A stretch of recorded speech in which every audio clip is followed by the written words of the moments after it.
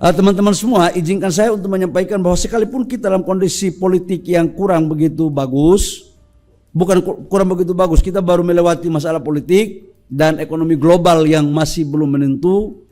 Kita tahu perang Ukraina dan Rusia belum berakhir, kemudian ditambah lagi dengan perang antara Israel dan Palestina, dan kemarin sempat melebar kepada persoalan Iran. Dan saya pikir ini adalah sebuah tantangan baru bagi kita, tidak hanya pada konteks fiskal tapi juga pada konteks investasi, karena ini terkait dengan nilai tukar rupiah terhadap dolar. Karena itu saya izinkan saya untuk menyampaikan pemaparan. Boleh saya bisa ini? Boleh jalan-jalan ya? Saya minta itu dong.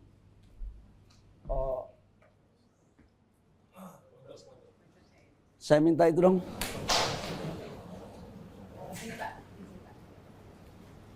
Nah, teman-teman media, saya melaporkan bahwa target investasi kami tahun 2024 memang agak tinggi banget karena kita punya defisit APBN kita kan turun menjadi di bawah 3%.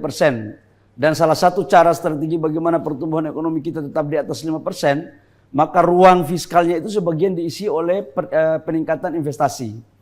Tahun ini Bapak Presiden Jokowi memerintahkan kami target investasinya sebesar 1.650 triliun. Ini angka pertama dalam sejarah Republik Indonesia. Ini bukan angka yang sedikit.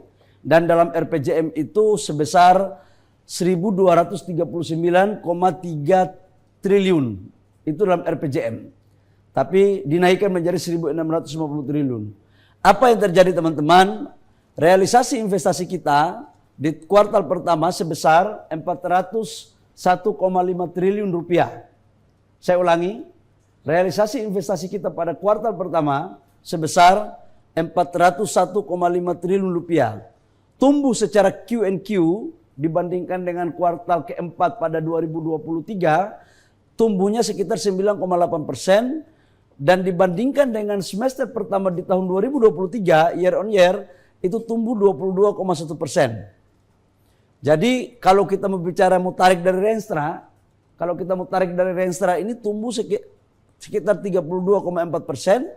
Tapi kalau kita mau target dari Presiden, sekarang realisasinya sudah mencapai 24,3%. Jadi dari target 1.650 triliun itu sudah mencapai 24,3%. Ini terjadi, teman-teman, saya aja jujur ya, ini terjadi karena bantuan dari semua lapisan masyarakat, terutama media, teman-teman dari DPM PTSP, dan khusus kepada tim dari Kementerian Investasi yang saya apresiasi Pak Yuliot sebagai Deputi Dalax, yang betul-betul turun menjemput bola, mengecek teman-teman investor, mengecek LKPM-nya, apa masalahnya, kemudian bisa kita mendapatkan realisasi yang seperti sekarang ini. Saya terima kasih sekali lagi. Yang kedua, penyerapan tenaga kerja adalah 547.419 orang. Jadi penyerapan tenaga kerjanya ini 547.419 orang. Nah, kemudian teman-teman, antara PMA dan PMDN, PMA-nya sebesar 50,9% atau setara dengan 204,4 triliun rupiah. Alhamdulillah, ini sebagai wujud dari kepercayaan global kepada Indonesia di bawah kepemimpinan Bapak Presiden Jokowi. Bayangkan, dunia dalam kondisi ekonomi yang tidak menentu, tidak ada kepastian, tetapi foreign direct investment kita masih alhamdulillah tetap terjaga. Ini terjadi karena kolaborasi kerjasama yang baik antara arahan Bapak Presiden, arahan Pak Menko, dan kementerian-kementerian teknis termasuk kementerian kami, dan khususnya sekali lagi, sekalipun berita politiknya tinggi kemarin, tapi tidak setinggi 2019. Dan itu teman-teman media yang paling top deh. Secara PMA, secara year on year, tumbuh 15,5%. Kemudian PMDN kita itu 49,1%. Jadi Idealnya itu dalam kuartal-kuartal sebelumnya PMA itu 53%, 52%. Tapi kali ini 50%, tapi teman-teman investor dari dalam negeri tidak kalah agresifnya juga untuk mampu bagaimana melakukan percepatan realisasi investasinya. Dan ini terjadi karena kecepatan kita juga dalam melayani. Jadi kecepatan kita dalam melayani teman-teman investor sehingga mereka bisa melakukan hal yang sama. Itu PMDN 49,1%, tumbuh secara year on year 29,7%.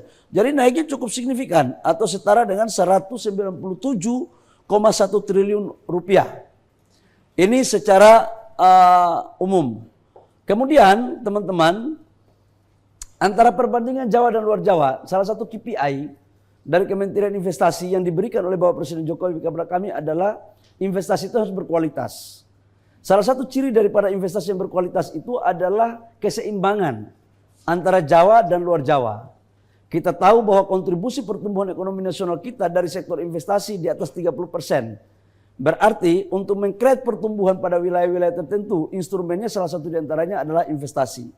Bagaimana potretnya? Kita lihat di Jawa, itu secara investasi dari 401 triliun, di Jawa itu 49,9%.